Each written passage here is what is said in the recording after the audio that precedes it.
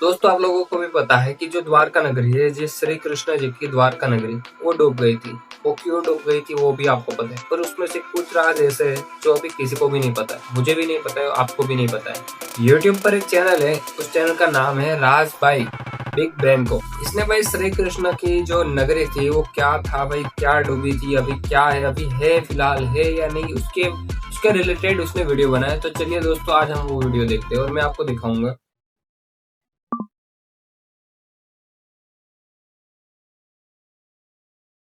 साल 1983 समुद्र के बीचों बीच नाव से कुछ डाइवर्स ने अरेबियन सी में छलांग लगाई। वो समुद्र की गहराइयों में कुछ ढूंढने जा रहे थे। गहरे समुद्र में सतह से कई मील नीचे उन डाइवर्स को कुछ ऐसा मिला जो पूरी दुनिया के लिए चौंकाने वाला था। एक विशाल नगरी। देखने में ऐसा लग रहा था मानो आज के समय की कोई अर्बन सिटी समुद्र के नीचे बसी हो। ऊंची ऊंची दीवारें, सड़कें, मूर्तियां, महल और एक पूरा वेल प्लान्ड शहर। समुद्र के अंदर ऐसी नगरी देखकर वो सारे डाइवर्स हैरान हो गए। पत्थरों के सैंपल्स लेकर उनकी जांच करने पर पता चला कि ये पत्थर महाभारत के समय के हैं और ये वो नगरी है जिसके बारे में महाभारत में भी बताया गया है। ये कहानी है मतलब दोस्तों जो अभी के टाइम पर जो जिसने खोज किया था, मतलब वो सब सच है कि अभी तक भी द्वारका नगरी पानी के अंदर डूबी हुई है। श्री कृष्ण की नगरी द्वारका की। राज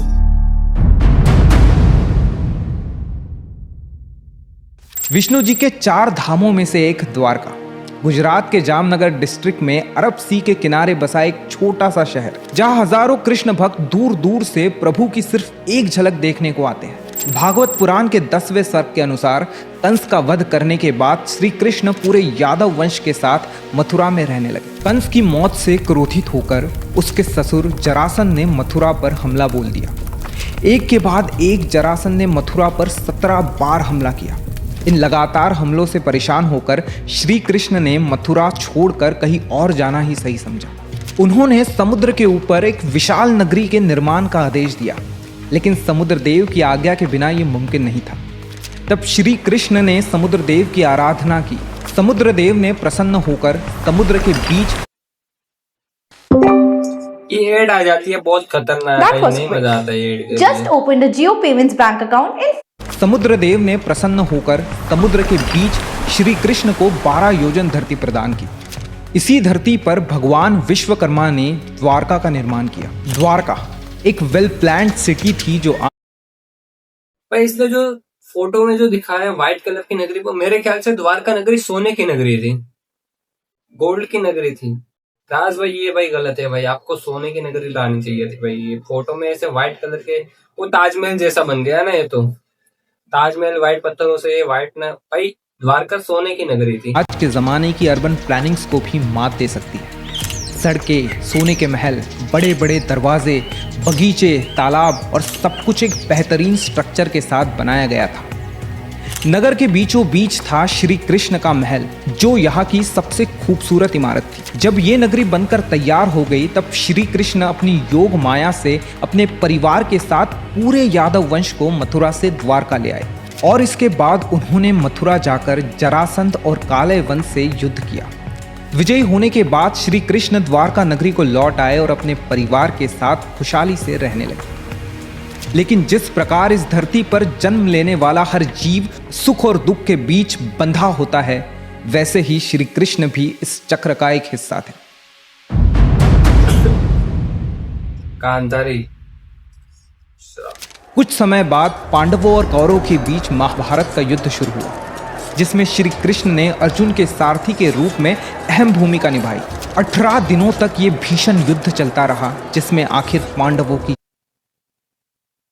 ये आसमान में क्या उड़ रहा है भाई? मतलब ये सब छोड़ो भाई, मतलब ये द्वारका नगरी है भाई। ये जो भाई जो कर रहे स्टोरी टाइप जो बता रहे भाई सब सही है, बट ये जो साइड में जो बैकग्राउंड में जो इमेज आ रही है उसमें जो आसमान में क्या एलियन जैसा क्या उड़ रहा है? कोई नहीं, वीडियो को स्टार्ट करते हैं। महाभारत के स्त्री पर्व के अनुसार जब कौरवों की माता गांधारी ने अपने पुत्रों के मृत शरीर देखे तो उन्होंने श्री कृष्ण को युद्ध के लिए दोषी ठहराया उन्होंने क्रोध में आकर श्री कृष्ण को श्राप दे दिया। जिस तरह उनके पुत्रों और वंश का आपस में युद्ध करके विनाश हुआ, उसी प्रकार ठीक 36 साल बाद श्री कृष्ण के वंश का भी विनाश होगा। हाँ दोस्तों, ये मैंने भी सुना है। जब मैं महाभारत देख रहा था तब गांधारी ने श्री कृष्ण जी को श्राप दिया था कि जैसे मेरे वंश का जैसे मतलब विनाश हो गया, वैसे ही तुम्हारे वंश का भी विनाश हो गया। पर ये नहीं पता था कि 36 साल के बाद उसके वंश का विनाश होगा। श्री कृष्ण ये जानते थे कि उनके वंश का विनाश आपस में लड़कर ही होगा, इसीलिए उन्होंने इस श्राप को हंसकर स्वीकार कर लिया। लेकिन माता गांधारी के श्राप के साथ एक और श्राप था जो यादव वंश के सर्वनाश का कारण बना।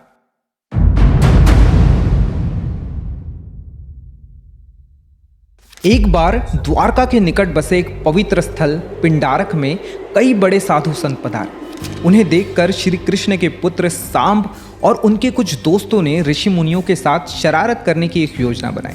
सांब एक गर्भवती स्त्री का भेष धरकर ऋषि मुनियों के सामने पहुंचा और उनसे अपने होने वाले बच्चे के बारे में पूछा। ऋषि मुनि अपना मजाक उड़ते देख क्रोधित हो गए और उन्होंने उन लड़कों को श्राप दे दिया कि सांब एक लोहे के मूसल को जन्म देगा जो यादव वंश के विनाश का कारण बनेगा। जब उन लड़कों ने देखा तो सांब के कपड़ों के अंदर सच में एक लोहे का मूसल मिला। श्री कृष्ण के नाना जी राजा उग्रसेन को जब इस बात दोस्तों, ये जो बोल रहा है कि उसका जो श्री कृष्ण का पुत्र था सांब, सच में दोस्तों उसने लड़की का वेश धारण किया था और वो जाकर मतलब कोई ऋषि मुनि तप करने के लिए बैठा था और वहां पर जाके उसने उसकी तपस्या को भंग किया था। तब उसको श्राप मिला था कि लोहे के मूसल को जन्म देगा वो। और जो दोस्तों ये आपको देखना है तो जो सीरियल आती है राधा कृष्ण, दोस्तों उसमें A to Z सब दिखाता है। मैंने उस पूरी की पूरी जो सीरियल आती है वो पूरे के पूरी देखी है दोस्तों। बहुत ही मतलब एकदम रियलिस्टिक ही सीरियल बनाई है उन लोगों ने। का पता चला तो उन्होंने उस मूसल के टुकड़े टुकड़े कर दिए और उसे समुद्र में फेंक दिया। ये टुकड़े एक मछली ने निगल लिए। ये मछली मछुआरों के जाल में जा फंसी और जब उसको चीरा गया तो उसके पेट से वही लोहे के टुकड़े निकले। एक शिकारी ने वो टुकड़े निकालकर जहरीले तीर बनाने में इस्तेमाल कर लिए। लेकिन टुकड़े होकर खत्म हो जाने के बाद भी ये लोहे का मूसल यदुवंश के विनाश का कारण कैसे बन पाया? 36 साल बीत चुके थे और माता गांधारी के श्राप के साकार होने का समय आ गया था। यदुवंशी नशे और मदिरा की लत में धुत हो चुके थे। धीरे धीरे उन्होंने एक दूसरे से ही लड़ना शुरू कर दिया। ये लड़ाई इतनी बढ़ गई कि यादव वंश में अंदर ही अंदर युद्ध होने लगे। श्री कृष्ण के पुत्रों ने भी आपस में युद्ध करना शुरू कर दिया। एक एक करके पूरे वंश का विनाश हो गया। और तो और बलराम जी ने भी धरती का त्याग कर दिया। अभी आ रहा है श्री कृष्ण जी की डेथ कैसे हुई। श्री कृष्ण ने जब ये देखा तो वे भी पास ही एक पीपल के पेड़ के नीचे बैठ गए। उसी समय जरा नाम के एक शिकारी ने उन्हें हिरन समझकर उन पर तीर चला दिया। ये वही शिकारी था जिसने मछली के पेट से निकले टुकड़ों से तीर बनाया था। वो जहरीला तीर श्री कृष्ण के पैर में जाकर लग गया और इसी प्रकार श्री कृष्ण भी। भाई मुझे पता है तब तक श्री कृष्ण जी के जब ये जो अंगूठा पैर का अंगूठा होता है वहां पर जो तीर लगेगा तो श्री कृष्ण की मौत हो जाना होने वाली थी। पर इसके अंदर कुछ वो जो पैर के नीचे का जो हिस्सा आता है पेनी, वहां पर इसको तीर लगे श्री कृष्ण जी को। बट मेरे मम्मी पापा ने बोला था या फिर मैंने सीरियल देखा है कहीं पर ग्रंथ में पढ़ा है तो उसमें लिखा आया था कि श्री कृष्ण जी की मौत तभी होगी जब उसके पैर के अंगूठे पर तीर लगेगा। इस लोक को छोड़कर अपने धाम लौट गए। जब अर्जुन को इस बात का पता चला तो वो दौड़े दौड़े द्वारका पहुंचे, जहां का दृश्य देखकर उनका दिल दर्द से कांप उठा। पूरी द्वारका अग्नि की चिता में जल रही थी, लेकिन अर्जुन ने होश संभाला और श्री कृष्ण से किए वादे के अनुसार सभी औरतों और बच्चों को वहां से सेफली बाहर निकाला। खाली होते ही द्वारका नगरी देखते ही देखते कुछ ही पलों में समुद्र के आंचल में समा गई और श्री कृष्ण की ये द्वारका हमेशा के लिए अरब सागर में कहीं खो गई।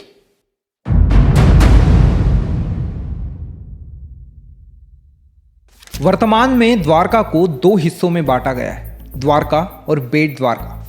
द्वारका समुद्र के किनारे बसा एक शहर है और बेट द्वारका समुद्र के बीच बसा एक द्वीप। कई सालों तक पुराणों में कथित द्वारका को सिर्फ एक कहानी और झूठ मान। दोस्तों जब बहुत छोटा था ना तब मैं बेट द्वारका गया था। और द्वारका भी मैं गया था कुछ अभी के 4-5 साल पहले, क्योंकि मैं भी गुजरात से बिलोंग करता हूँ। और द्वारका मेरे राजकोट होता है, गुजरात में राजकोट जामनगर, तो वहां पर मेरे मतलब रिश्तेदार रहते, तो मैं कभी वहां पर जाता हूँ तो साथ में द्वारका ही चला जाता हूँ मैं, क्योंकि भाई वहां पर जो जाकर वो वाइब मिलती है ना, अलग ही प्रकार की जो वाइब होती है भाई। श्री कृष्ण जी की द्वारका नगरी में जाओ भाई, एक बार जरूर आपको जाना चाहिए। कर निगलेक्ट किया गया। काफी ढूंढने के बाद भी ऐसा कोई सबूत नहीं था जो हमारी पौराणिक कथाओं में बसी इस खूबसूरत नगरी के असली होने का प्रूफ दे सकता था। 1930 में खोज शुरू हुई और बेट द्वारका के आइलैंड के कई रिमेन्स मिले। 1963 में यहाँ पहला आर्कियोलॉजिकल एक्सकवेशन किया गया जिसमें कई सारे पुराने आर्टिफैक्ट्स और मूर्तियां भी मिली। इन फाइंडिंग से एक इंटरेस्टिंग थियरी सामने आई जिसके मुताबिक श्री कृष्ण द्वारका से अपने पूरे राज्य का एडमिनिस्ट्रेशन देखते थे और बेट द्वारका में अपने परिवार के साथ रहते थे। इसके बाद साल 1983 से 1990 के बीच एक under water archaeologist doctor SR Rao और उनकी टीम इस मिशन को पूरा करने के लिए आगे आई। पानी के अंदर बहुत दिनों तक ढूंढने के बाद उन्हें पानी के नीचे एक अद्भुत नगरी के अवशेष मिले। उस नगर की दीवारों की मजबूत नींव के साथ कई पत्थर, खंबे, मूर्तियां, इरिगेशन सिस्टम और भी बहुत कुछ। The real Dwarka. How many stars are in the Yes, galaxy? बहुत कुछ। दोस्तों, ये जो लोग अंदर जो पानी के नीचे जो है वो जो क्या खोज किए थे, जिन लोगों ने खोज की पानी के नीचे द्वारका ढूंढने की कोशिश की, बट मेरे को ये नहीं पता चल रहा है कि जी श्री कृष्ण की जो नगरी थी वो पूरे की पूरी सोने की नगरी थी, और वहां से जो उसको अवशेष मिले पत्थर के और वो सब, तो वो सोने के क्यों नहीं मिले। मेरा कहने का मतलब ये है कि मैंने सुना है तब तक श्री कृष्ण की नगरी पूरी की पूरी सोने की ही बनी थी। उसपे एक थोड़ा सा भी पत्थर मतलब सोने के अलावा कुछ यूज ही नहीं किया था वहां पर द्वारका नगरी में। मेरे ख्याल से भगवत गीता में भी लिखा है कि जी श्री कृष्ण की नगरी पूरी की पूरी सोने की बनी थी। तो ये सब लोग बोल रहे हैं कि भाई वहां से कुछ अवशेष मिले, पत्थरों के अवशेष मिले, तो पत्थर के अवशेष मिलना भाई बहुत मतलब मिल सकते हैं, बट सोने के क्यों नहीं मिले।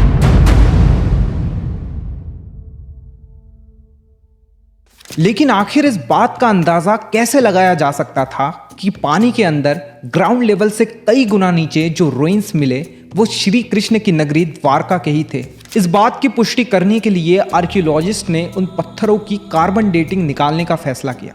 कार्बन डेटिंग एक ऐसी प्रोसेस होती है जिसमें एक्सपेरिमेंट्स के थ्रू एक पत्थरों की पॉसिबल एज निकाली जाती है। डॉक्टर नरहरि आचार्य ने महाभारत में मेंशन ग्रहों की स्थिति और एस्टेरॉइड्स की जानकारी से ये कैलकुलेट किया कि महाभारत का युद्ध 3126 BCE में हुआ था। महाभारत के हिसाब से द्वारका का निर्माण भी द्वापर युग में ही हुआ था, और इन पत्थरों की कार्बन डेटिंग निकालने के बाद पता चला कि ये पत्थर उस समय से काफी क्लोजली रिलेटेड है। लेकिन पत्थर तो किसी भी समय के हो सकते हैं, तो फिर इस बात का स्ट्रॉन्ग एविडेंस कैसे कंसिडर किया जा सकता है। और इसीलिए आर्कियोलॉजिस्ट ने समुद्र के अंदर मिली इस नगरी का एरिया नापना शुरू किया, और सरप्राइजिंगली इस एरिया का मेजरमेंट था 12 योजन, जो कि भागवत पुराण के हिसाब से उस धरती का माप था जो श्री कृष्ण को द्वारका के निर्माण के लिए समुद्रदेव ने प्रदान की।